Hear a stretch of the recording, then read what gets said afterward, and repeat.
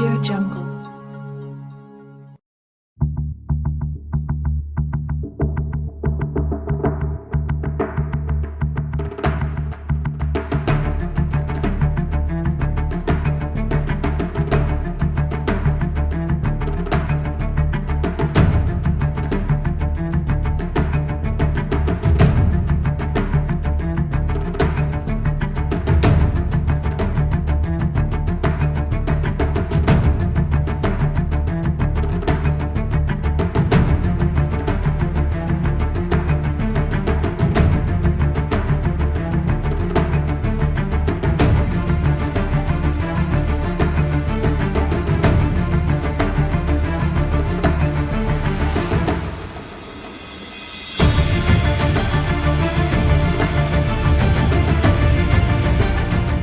L'on conviendra à la suite de cette présentation sommaire de notre laboratoire que le CEC vient de doter le pays d'un instrument efficace pour l'industrie minière à tous les niveaux.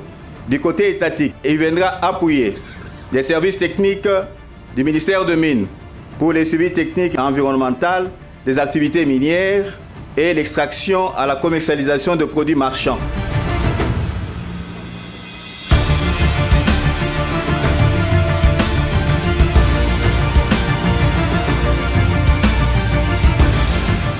Je ne puis continuer sans rendre à juste titre mes hommages le plus déférents à son Excellence Félix-Antoine Tshisekedi Tshilombo, président de la République et chef de l'État, qui fait de la question de contrats gagnant-gagnant et de la traçabilité une priorité dans les secteurs miniers en RDC en général et au Lualaba en particulier. C'est ici le lieu de reconnaître le travail chevaleresque du gouvernement central avec à sa tête son Excellence Jean-Michel Samadou Konde Kyenge, Premier ministre et chef du gouvernement, ici représenté par son Excellence Godard Motemona, vice-ministre de Mines, dans la réalisation de ces centres de négoce.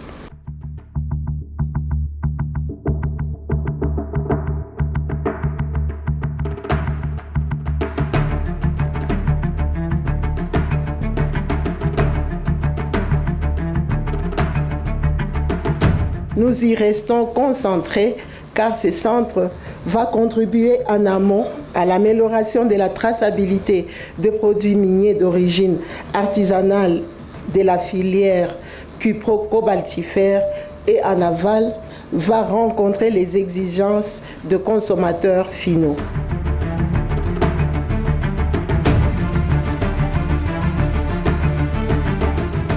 Vous savez, de tout ce temps ici, d'abord par rapport au secteur minier artisanal, on a connu beaucoup de problèmes pour faire l'arbitrage, c'est-à-dire les opérations de vente de maîtrise se faisaient sans unique.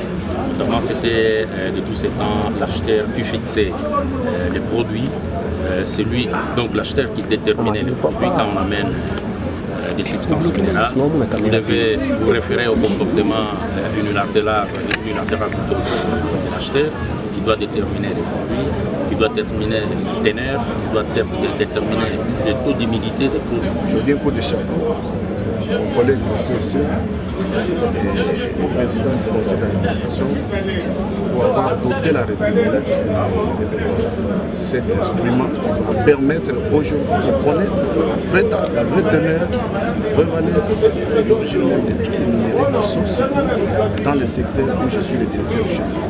Non, nous avons conçu un module de laboratoire qui repose sur les standards internationaux. La norme d'accréditation de laboratoire, c'est la norme ISO CE 17025.